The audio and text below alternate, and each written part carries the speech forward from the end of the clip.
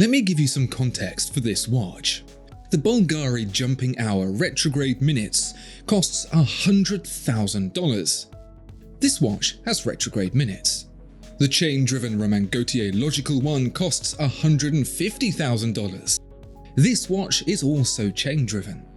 The Van Cleef & Arpels Midnight Planetarium has an orbital celestial display and costs $300,000.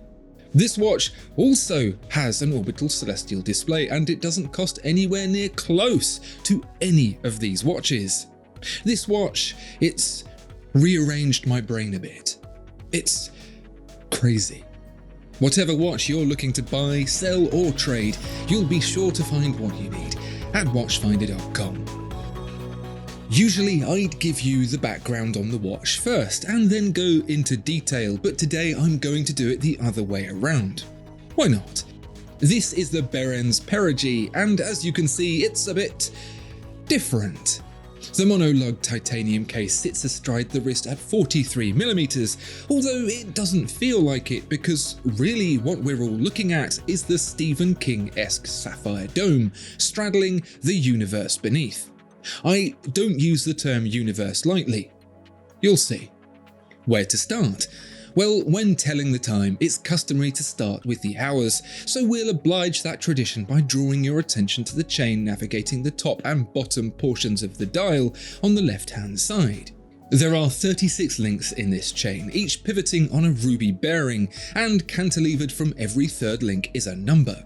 That's the hour. I'll direct your gaze to the arrow pointing to the left-hand side of the chain from which to read the hour. It's like the opposite of a normal dial, where instead of the numbers staying still and the hands moving, you get the reverse. But how do you know if those hours correspond to day or night? Most folks would look out the window, but the Perigee offers a convenience rarely seen on a watch: a 24-hour indicator. That could have been rather boringly integrated into a simple dial, but Behrens had other ideas. Instead, a globe, the source of our daily regimen, spins once per cycle, a small arrow on its surface pointing to the outer 24-hour display. So that's great, we've got the hours covered and we've not accidentally gone to work at 9 PM.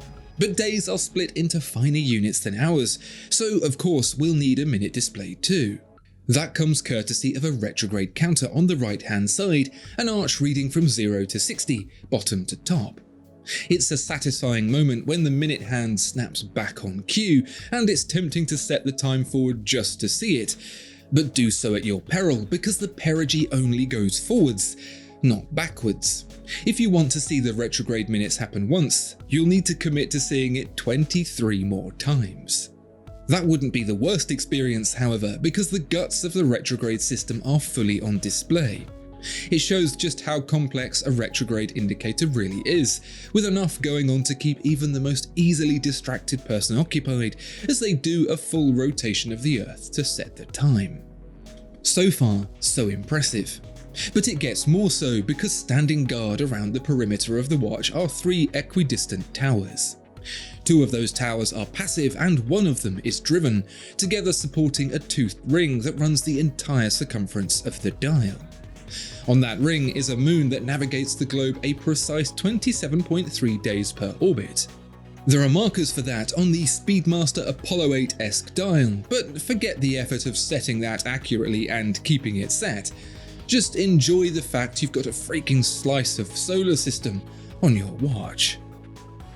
The party's just getting started because flip the watch over, and on the rear is a power reserve indicator, which keeps track of the 45-hour grace period before the planetary system grinds to a halt. It's a remarkable watch with a remarkable set of complications, completely unique as an expression of time. It should cost a fortune. It doesn't. The Behrens Perigee, the name given to the point at which the moon is nearest the Earth by the way, just gets better the closer you look. Pick a spot and it'll reveal more impressive detail under magnification. Take the globe for example. The landmasses stand in relief against the sea, a crisp, fine texture delineating the surface. And the chain, each ruby-fitted link is also capped with a polished lid. The bridges and springs are beveled and polished, brushed on top, in keeping with traditional watchmaking. The mainspring barrel is ratcheted by twin springs rather than a single click. The looks may not be to your taste, but there's no denying this is workmanship to a standard of which Switzerland should be proud. Except, this watch wasn't made in Switzerland. It wasn't even made in Europe. It was made entirely in China. Behrens, based in Shenzhen, China, has set out to make a point. No more fake watches, no more copies, no more bad quality. China has the ability to produce high-quality goods that can go toe-to-toe on a world stage.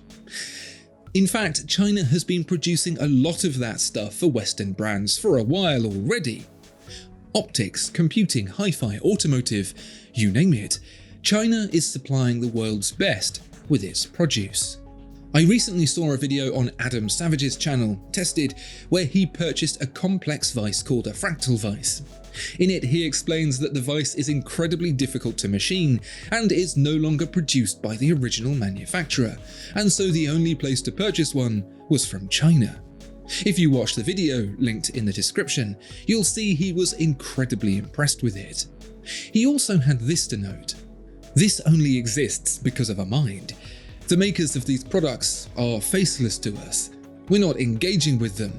But when I see this thing, I'm engaged with someone. It was a poignant moment that applies here with the Behrens Perigee too.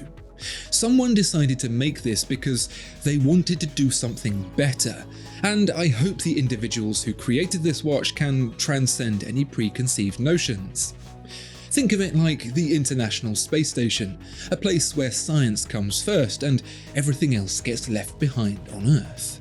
And it's because this watch is made in China that it doesn't cost $300,000, just $13,500. That's not pennies, but it is, for example, cheaper than a Rolex Daytona. It's cheaper than an Omega Ploprof. And it's better than both of them combined. The level of imagination and watchmaking genius that's gone into building this watch is truly staggering, and it's completely reconfigured my brain. I'm hoping to be able to go and visit the Behrens factory myself soon to see how this comes to be. I hope it's all as I imagine, because the possibilities this creates are endless. Behrens was only founded in 2012 and has taken some time getting operational, so I can only presume that progress from here on in will be astronomical. They are already working on a watch that will be the lightest in the world. Do I think people will be clamoring to buy a $13,500 Chinese watch? No matter how impressive, no matter how complicated? No, at least not yet.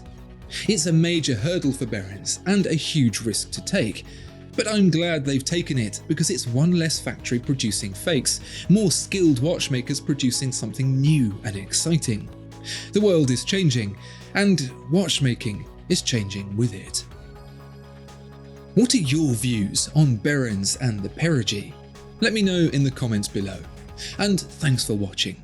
Please do like and subscribe if you want to see more watches like this, and head on over to watchfinder.com to buy, sell or trade your next timepiece.